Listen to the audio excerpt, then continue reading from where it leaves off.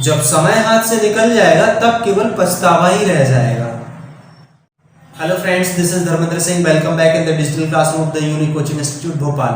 दोस्तों, आज की क्लास में हम पढ़ने वाले हैं class 10th maths chapter 3 exercise 3.3 के रिमेनिंग क्वेश्चंस। एक्सरसाइज 3.3 की पिछली क्लास में हमने देखे थे प्रतिस्थापन विधि अर्थात सब्स्टिट्यूशन मेथड के कुछ सवाल, और आई होप आपको समझ में आ गया होगा। तो चलिए सब्स्टिट्यूशन मेथड से ही आज हम और प्रैक्टिस करेंगे आगे के कुछ और सवालों की। तो चलिए बढ़ते हैं हम आज की क्लास के फर्स्ट क्वेश्चन की तरफ। तो दोस्तों, ये है हमारा एक्सरसाइज 3.3 का क्वेश्चन नंबर 2। सबसे पहले हम देखते हैं क्वेश्चन में क्या बोला जा रहा है और हमें आखिर में देखना है कि क्वेश्चन किस तरीके से सॉल्व किया जाना है। तो सबसे पहले हम देखते हैं क्वेश्चन नंबर 2 एक्सरसाइज 3.3 का क्वेश्चन नंबर 2। यहाँ पर क्या बोल रहा है, क्वेश्चन में लिखा है solve 2x + 3y = 11 and 2x - 4y = -24 and hence find the value of m for which y = mx + 3। It means हमारे पास ये दो इक्वेशन दी गई हैं, दो समीकरण दिए गए हैं, इनको सॉल्व करना है और इसके बाद हमें वैल्यू जो है m की फाइंड करनी है इसके माध्यम से, जो कि यहाँ पर दिया गया है आपका एक और इक्वेशन। तो सबसे पहले हम एक चीज और क्लियर है कि इसको भी हम सब्स्टिट्यूशन मेथड से ही सॉल्व करेंगे। इट मींस एक्सरसाइज 3.3 पूरा हम सब्स्टिट्यूशन मेथड से ही सॉल्व करेंगे। उसके बाद 3.4 को हम एलिमिनेशन मेथड से सॉल्व करेंगे। तो चलिए आइए सबसे पहले हम यहाँ पर देख लेते हैं।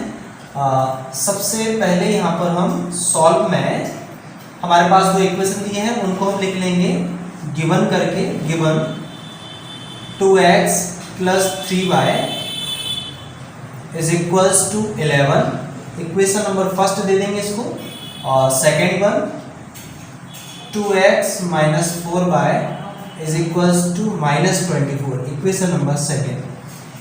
इसको हमने इक्वेशन फर्स्ट दे दिया, इसको हमने सेकेंड दे दिया इक्वेशन नंबर। और इसके बाद हमें फाइंड में क्या करना है, यहाँ पर find value of x, y and m। यहाँ पर हमारे पास ये इक्वेशन भी दिया था, इसको भी हम चाहे तो लिख सकते हैं और चाहे तो जरूरी भी नहीं है उसको।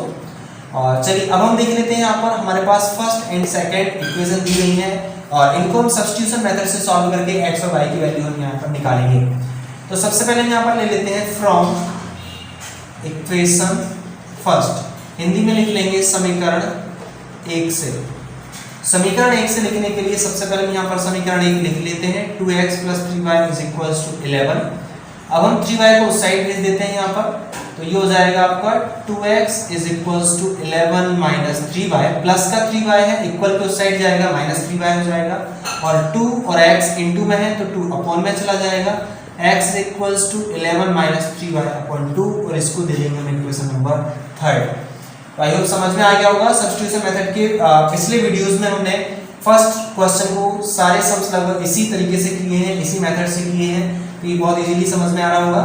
तो चलिए अब हमने बिकॉज ये फर्स्ट इक्वेशन से ये वाला इक्वेशन बना लिया है, इक्वेशन 3, तो इसलिए हम इसको अब इक्वेशन नंबर 2 में रख देंगे। तो यहाँ पर हम लिख देंगे put the value of x in equation 2। Hindi में लिख देंगे x का मान समीकरण 2 में रखने पर, समीकरण 2 में x का मान रखने पर। तो सबसे पहले हम यहाँ पर अपना समीकरण जो 2 है उसको हम यहाँ पर नोट कर लेते हैं, -24। ये हमारा इक्वेशन नंबर 2 हमने यहाँ पर लिख लिया। अब जो x की वैल्यू है वो यहाँ x की जगह रख देंगे। तो सबसे पहले हमने यहाँ पर 2 लिखा, x की जगह x की जो वैल्यू है वो रख देंगे 11 - 3y और अपॉन में ये है 2 और ये माइनस का 4y = -24। और यहाँ पर देख रहे हैं ब्रैकेट है, ब्रैकेट का मतलब इनटू होता है, ये 2 ऊपर है ये 2 नीचे है, इनटू में ऊपर नीचे 2 से 2 कैंसिल हो गया। और अब आपके पास यहाँ बचा 11 - 3y -4y = -24। और देख रहे हैं ये सेम साइन है, नंबर ऐड हो जाएगा, 3y और 4y हो जाएगा -7y। और यहाँ पर ये जो 11 है, बिकॉज ये 11 है और ये y वाले नंबर है, तो ये 11 इनके साथ तो सॉल्व हो नहीं सकता बिकॉज ये बिना y वाला नंबर है। तो इस बिना y वाले नंबर को बिना y वाले नंबर के पास भेज देते हैं।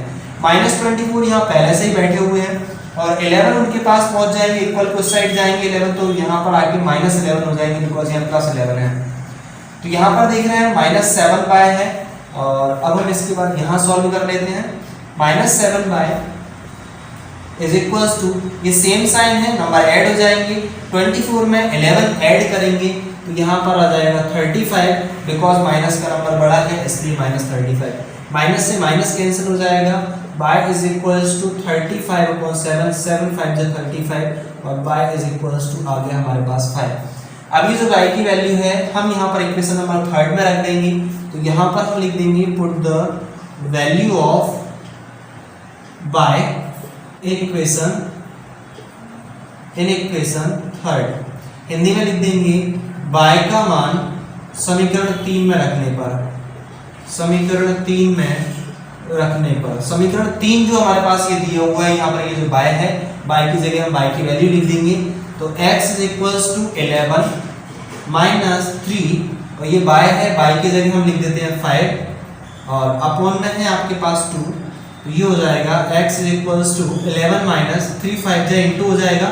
और ध्यान रखिएगा बहुत सारे बच्चे कैलकुलेशन में मिस्टेक कर देते हैं, वो यहाँ पर 11 में से 3 माइनस सॉरी 11 में से 3 माइनस करेंगे तो आएगा 8, और 8 का जब 5 में इंटू करेंगे तो हो जाएगा 40, तो यहाँ पर ये मिस्टेक हो जाती है।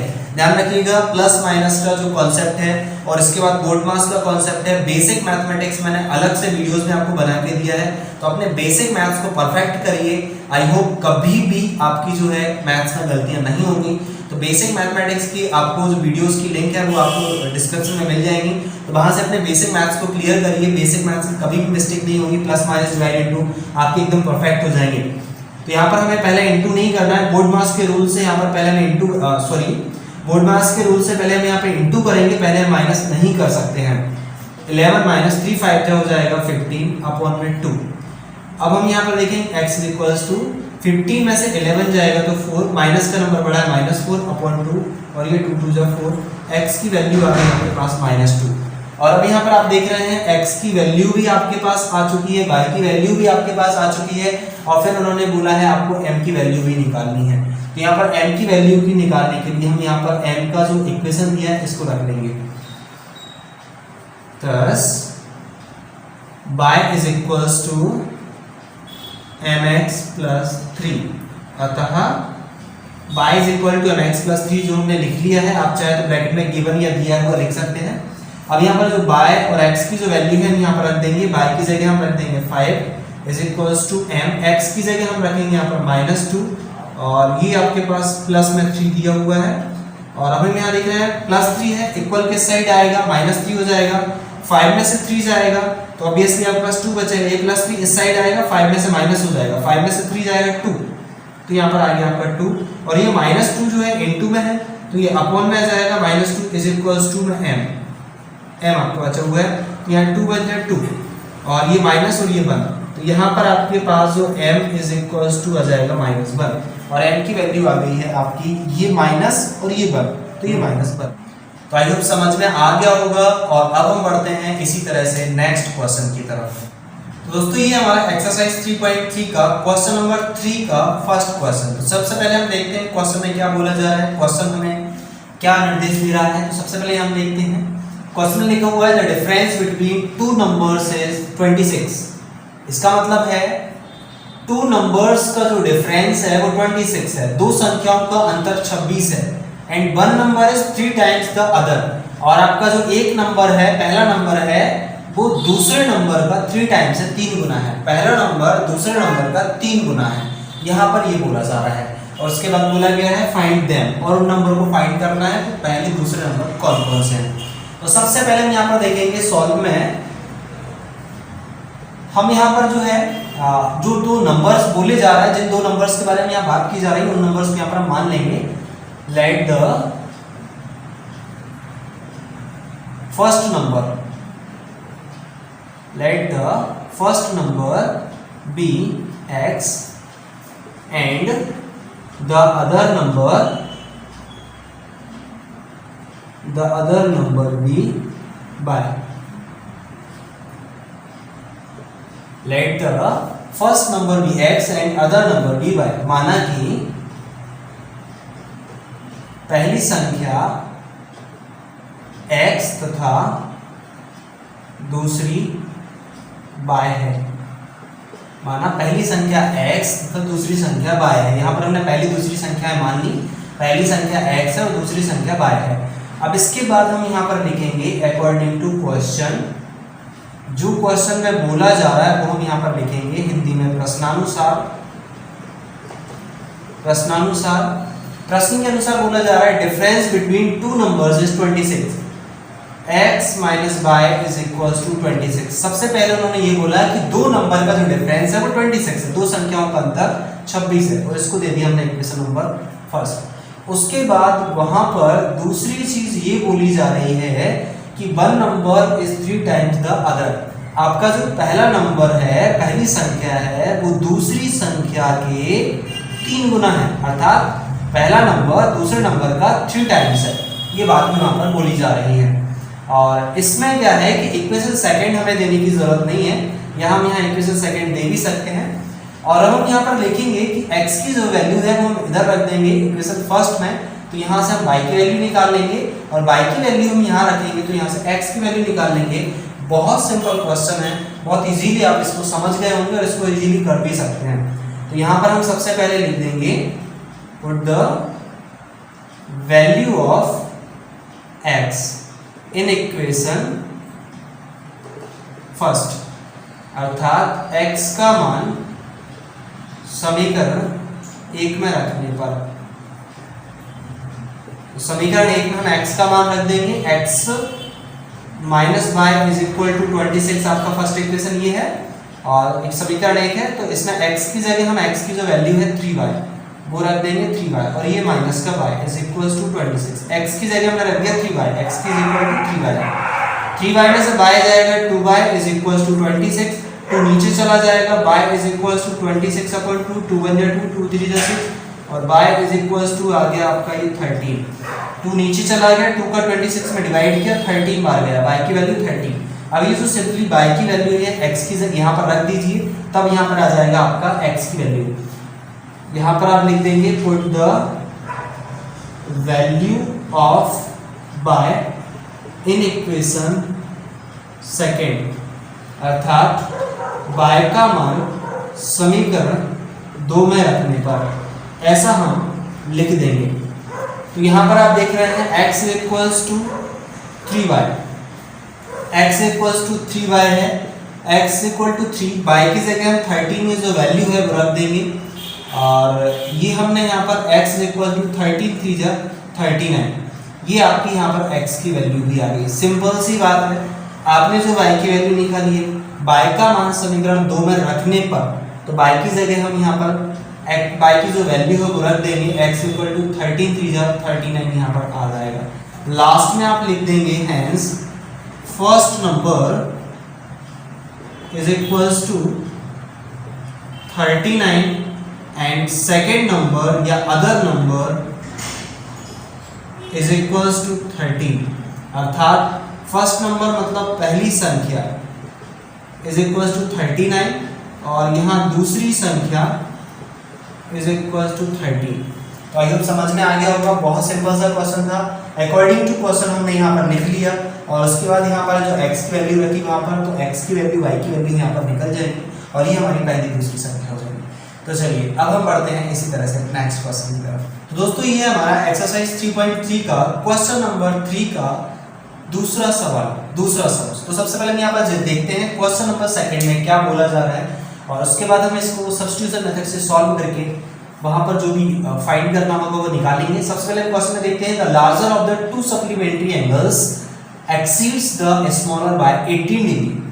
सप्लीमेंट्री एंगल में बड़ा एंगल जो है वो छोटे एंगल से 18 डिग्री ज्यादा है। एक्सीड्स मतलब ज्यादा है।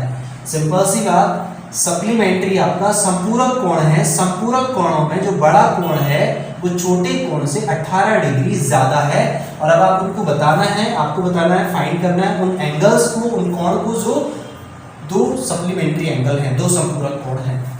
तो सबसे पहले हम यहाँ पर लिखेंगे, बिकॉज हमारे पास दो सप्लीमेंट्री एंगल बोला गया है और दो सप्लीमेंट्री हमारे पास यहाँ पर नहीं है, तो हम यहाँ पर लेट कर लेंगे। लेट द लार्जर एंगल, दो एंगल है छोटा और बड़ा, let the larger angle be x and smaller angle be y. ये हमने लार्जर एंगल को x मान लिया, स्मॉलर एंगल को हमने बाय मान लिया। अब सबसे पहले यहां पर हम लिखेंगे वी नो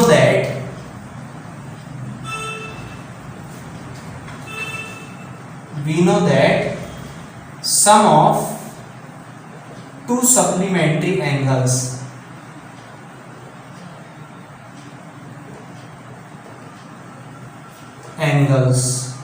इट मींस दो संपूरक कोणों का योग, दो संपूरक कोणों का योग। अब एक्चुअल में संपूरक कोण तो एक ही होता है, लेकिन जिन दो कोणों से एक आपका कोण बनता है वो कोण आपका 180 डिग्री का होता है, और जिन दो कोणों से मिलकर बन रहा है उनको हम बोलते हैं संपूरक कोण, सप्लीमेंट्री एंगल्स। तो दो कोण वो कौन कौन से हैं? दो संपूरक कोणों का योग, उन दो संपूरक कोणों का हमें योग निकालना है। तो दो कोण कौन कौन से हैं? तो यहाँ पर हम नहीं पता है, हमने लार्जर और स्मॉलर मान लिए हैं। तो उन दोनों कोणों का जो योग है वो 180 डिग्री होता है, या कहें कि सप्लीमेंट्री एंगल्स में जो दो एंगल होते हैं उन दोनों एंगल का जो सम है वो 180 डिग्री होता है। संपूरक कोण में दो कोणों का योग 180 डिग्री होता है। अब ये हम इसको दे देंगे इक्वेशन नंबर फर्स्ट, और इसके बाद अकॉर्डिंग टू क्वेश्चन उसमें जो बोला जा रहा है वो हम लिख लेंगे। अकॉर्डिंग टू क्वेश्चन मतलब प्रश्नानुसार, प्रश्नानुसार में क्या बोल रहा है वो, larger of two supplementary angles exceeds the smaller by 80 degree. मतलब जो बड़ा एंगल है वो छोटे एंगल से 18 डिग्री ज्यादा है, तो जो बड़ा है उसको पहले लिखेंगे और जो छोटा है उसको बाद में लिखेंगे। बड़ा एंगल छोटे एंगल से कितना डिग्री ज्यादा है? 18 डिग्री ज्यादा है, 18 डिग्री ज्यादा है बड़ा एंगल छोटे एंगल से, और ये हो जाएगा हमारा इक्वेशन नंबर सेकंड। अब हमारे पास इक्वेशन फर्स्ट, इक्वेशन सेकंड है, इन दोनों को हम सब्स्टिट्यूशन मेथड से सॉल्व करके x और y की वैल्यू निकाल लेंगे। मतलब हमारे पास लार्जर एंगल और स्मॉलर एंगल, बड़े और छोटे दोनों एंगल निकल जाएंगे। तो सबसे पहले हम यहाँ पर लिख लेते हैं फ्रॉम इक्वेशन फर्स्ट, हिंदी में लिखेंगे समीकरण 1 से। समीकरण 1 से हम यहाँ पर ले रहे हैं x plus y is equals to 180 degree, y उस साइड चला जाएगा, x is equals to 180 minus y, और इसको दे देंगे हम इक्वेशन नंबर थर्ड। अब यहाँ पर जो x की वैल्यू है हमने इक्वेशन फर्स्ट से निकाली है, इसलिए इस x की वैल्यू को हम इक्वेशन नंबर सेकंड में रख देंगे। तो यहाँ पर हम लिखेंगे put the value of x in equation second, because हमने फर्स्ट से निकाली इसलिए हम जो वैल्यू है x की इक्वेशन फर्स्ट सेकंड में रख देंगे, फर्स्ट से निकालने के बाद सेकंड में रख देंगे। तो सेकंड हमारे पास इक्वेशन है x minus y is equal to 18, ये सेकंड इक्वेशन है, और यहाँ पर जो x की जो वैल्यू निकाली है वो हम यहाँ x की जगह रख देंगे। x की जगह हम लिखेंगे 180 माइनस वाई, और ये आपका x की जगह 180 माइनस वाई रख दिया, और ये minus y is equals to 18, ये वाला 18। अब ये माइनस वाई हो रहा है तो ये सेम है, तो माइनस 2y हो जाएगा, और ये प्लस का 180 है उस साइड जाएगा, तो ये 18 पहले से ही यहाँ है, 180 प्लस का इस साइड आ गया तो माइनस 180 हो जाएगा, और ये minus 2y is equal to 180 में से 18 हम माइनस करेंगे तो यहाँ पर आ जाएगा 162, ये आपका यहाँ पर हो जाएगा। अब यहाँ पर देखिए माइनस का नंबर बड़ा है इसलिए माइनस 62 होगा, माइनस 162 होगा। अब यहाँ माइनस से माइनस कैंसिल हो जाएगा और 2 जो है उस 162 के अपॉन में चला जाएगा, तो y इज इक्वल्स टू हो जाएगा 162 अपॉन 2, कैंसिल कर दीजिए, 2 8 जा 16, 2 1 जा 2, और y की वैल्यू यहाँ पर आपके पास आ गई है 18, अर्थात दूसरा जो एंगल है छोटा एंगल वो आपका 18 डिग्री है। अब यहाँ पर हम पहला एंगल कैसे निकालेंगे, यहाँ पर इक्वेशन जो थर्ड है, थर्ड में हम डायरेक्टली y का मान रख देंगे तो x का मान आ जाएगा यहाँ पर, और यहाँ पर हम लिख देंगे put the value of y in equation third, अर्थात समीकरण 3 में y का मान रखने पर समीकरण 3 हमारे पास है x is equals to 180 minus y, 180 minus y, और x is equal to 180 minus y की वैल्यू हमारे पास है 81, और x इज इक्वल टू 180 में से 81 हम माइनस करेंगे तो यहाँ पर आपके पास हो जाएगा 10 में से बन जाएगा 9 और 17 में से 8 जाएगा, तो ये हो जाएगा आपके पास ये 9 और ये आपका आ जाएगा 99 डिग्री। एक्स की वैल्यू यहाँ पर आ जाएगी। आप फाइनली लिख देंगे hence larger angle is equal to 99 degree और smaller angle is equal to 81 degree. बड़ा कोण 99 डिग्री, छोटा कोण 81 डिग्री। आई होप समझ में आ गया होगा। इस तरीके से हमने ये निकाल लिए, बड़ा कोण और छोटा कोण, ये सब पूरा कोण हमारे आ गए हैं। तो चलिए इसी क्रम में हम बढ़ते हैं नेक्स्ट क्वेश्चन की तरफ। तो दोस्तों ये हमारा एक्सरसाइज 3.3 का क्वेश्चन नंबर 3 का तीसरा सम। तो चलिए आइए सबसे पहले हम जानते हैं क्वेश्चन नंबर 3 में हमें क्या बोला जा रहा है। क्वेश्चन में लिखा हुआ है the coach of a cricket team buy 7 bats and 6 balls for Rs 3800 and later he buys 3 bats and 5 balls for Rs 1750। Find the cost of each bat and each ball.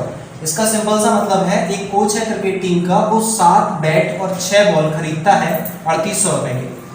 Letter बाद में ही buys 3 bat और 5 balls, 3 bat और 5 ball खरीदता है 4 Rs 1750। इसके बाद find the cost of each bat and each ball. इसके बाद हमें हर एक बैट का कॉस्ट निकालना है, एक बैट का और एक बॉल का कॉस्ट हमें फाइंड करना है। तो अब हम इसमें सबसे पहले अकॉर्डिंग टू क्वेश्चन लिखेंगे, बिकॉज और सबसे पहले हमारे पास ईच बैट और ईच बॉल को रेट कॉस्ट निकालने को बोला जा रहा है। तो अभी हमें नहीं पता है, तो यहाँ पर हम मान लेंगे let the cost of each bat be x and each ball be y। each bat का जो कॉस्ट है वो x रुपीज है और each बॉल का जो कॉस्ट है वो y रुपीज है। आप यहाँ पर ये चीज मान लेंगे और हिंदी में लिख लेंगे, माना कि प्रत्येक बैट x रुपए तथा प्रत्येक बॉल 12 रुपए की है। ये हम यहाँ पर मान लेंगे।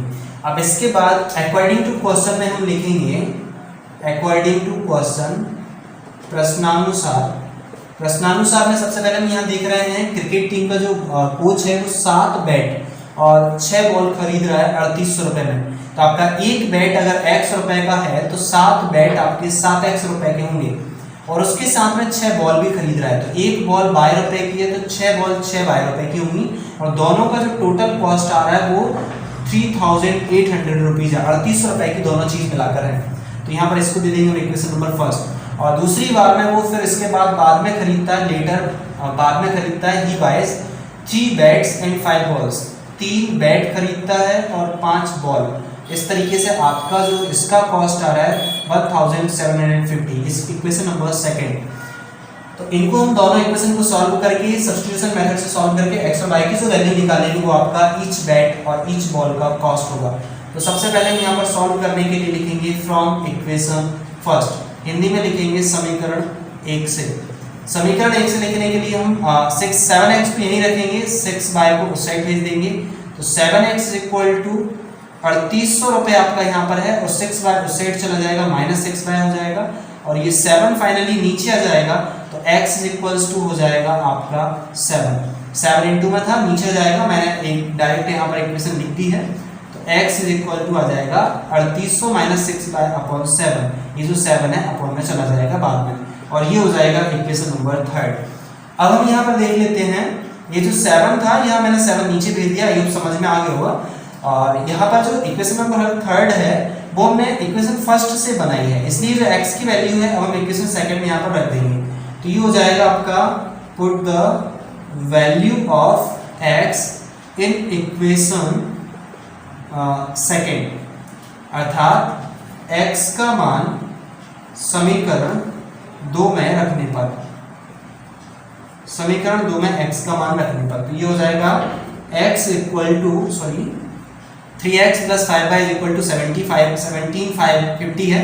तो 3x की जो वैल्यू है वो 3800 और -6 अपॉन में 7, और इसके बाद है प्लस का 5y इज इक्वल टू 1750। अब यहाँ पर देख रहे हैं नीचे 7 से 3 कैंसिल तो नहीं होगा, तो 3 का हम अंदर इंटू कर देंगे दोनों में।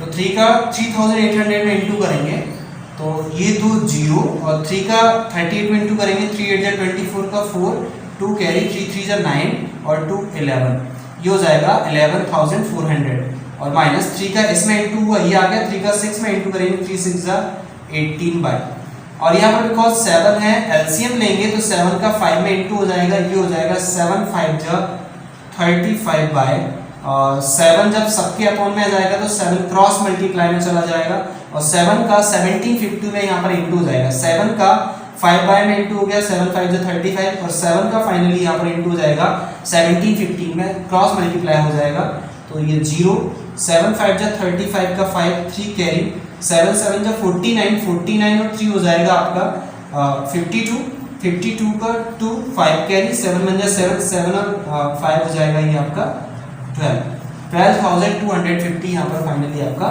हो जाएगा। और अब यहाँ पर आप देख रहे हैं ये -18 बाय है प्लस 35 बाय है, 35 बाय में से 35 बाय में से 18 बाय जाएगा तो यहाँ पर आ जाएगा -17 बाय, और यहाँ पर बिकॉज ये प्लस है प्लस का नंबर बड़ा है तो प्लस 17 बाय ही आएगा, और ये 12,250 है इक्वल में 12,250 और ये 11,400 उस साइड जाएगा माइनस का हो जाएगा -11,400 और ये 17 बाय इज इक्वल्स टू हो जाएगा, इसमें से इसको माइनस करेंगे 0 में से 0 जाएगा 0, 5 में से 0 जाएगा 5 और 2 का 12 हो जाएगा, 12 में से 4 जाएगा 8 और यहाँ पर आपका देखेंगे यहाँ पर 12 में से 4 जाएगा तो 8 हो जाएगा और फाइनली यहाँ पर 11 में से 11 जाएगा कुछ नहीं, और ये हो जाएगा आपका बाय का वैल्यू। अब यहाँ पर देखिए इसमें से इसको माइनस करने के बाद ये आ गया 17 आपका नीचे चला जाएगा तो y is equal to 850 upon 17 और ये कैंसिल हो जाएगा 17 5 जा 85 तो बाय इज इक्वल्स टू आ गया 50। आई होप समझ में आ गया होगा। अब जो बाय का वैल्यू है यहाँ पर इक्वेशन नंबर 3 में रख देंगे हम, तो यहाँ पर आप लिख देंगे put the value of y in equation 3 in equation, ठीक है, अर्थात हिंदी में लिख देंगे बाय का मान समीकरण 3 में रखने पर,